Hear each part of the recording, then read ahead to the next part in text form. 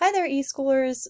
Mrs. Miller here. I wanted to show you how to edit a PDF on your computer. I know some of you like to do paper and pencil, but some of you like to work on the computer, and sometimes it's tricky figuring out how to do that. So I wanted to make a quick video to show you how.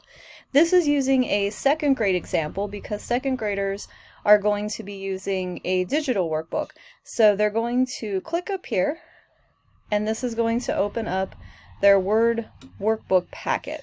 So pretend that I'm in second grade, and I scroll down here, and I'm going to complete this I'm going to complete this page working on the SH or CH sounds. So what I need to do is click my download button, and then I can save it however I would like to.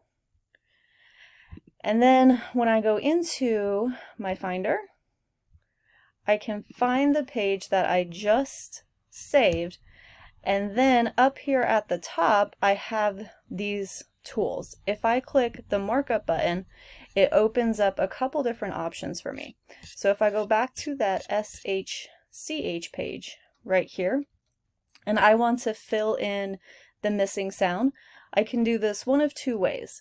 I can use my pen button, so I would need to come over here and select draw, and then I can use it to fill in the missing letters. This is a little tricky, especially if you have a touchpad mouse.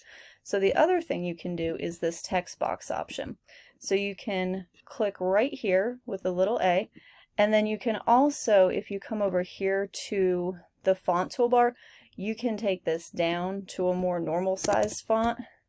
And you can also change the color and the style of font and bold it and things like that. But to just show that you know your sounds, you might do something like that. And that's all there is to it. When you're finished, you would save your PDF as normal, and then you'll have a file when it's time to upload, or you just need to save your work.